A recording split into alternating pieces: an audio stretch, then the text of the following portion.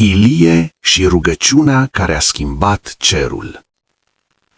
A fost o vreme când cerul s-a închis deasupra lui Israel. Nu a plouat luni întregi, pământul era crăpat, recoltele distruse, iar oamenii își pierduseră speranța. Nu era doar o secetă a apei, ci și o secetă a credinței. În acea vreme, Dumnezeu l-a chemat pe Ilie, un om simplu, dar ascultător.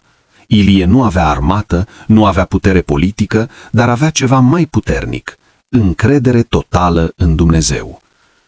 Pe muntele Carmel, Ilie a stat singur în fața poporului și a prorocilor falși. Le-a spus clar: dacă Domnul este Dumnezeu, urmați-l. După ce Dumnezeu și-a arătat puterea, Ilie nu s-a oprit. S-a suit pe vârful muntelui, s-a plecat cu fața la pământ și a început să se roage. Nu odată, nu de 2 ori, ci de 7 ori. La început, cerul era la fel de gol, nici o cimbare, nici un nor, dar Ilie nu s-a ridicat, nu a renunțat.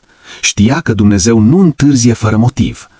La a 7-a privire, slujitorul a văzut ceva mic, un nor cât palma unui om. Pentru alții ar fi fost nimic, pentru Ilie era dovada că Dumnezeu a început lucrarea.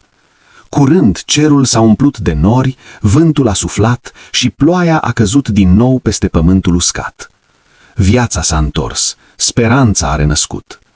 Această poveste ne amintește un adevăr profund. Dumnezeu lucrează chiar și când nu vezi nimic. Rugăciunea stăruitoare schimbă lucrurile. Și uneori, începutul răspunsului este foarte mic, dar real. Dacă astăzi treci printr-o perioadă de secetă în viața ta, nu renunța. Continuă să te rogi. Norul vine.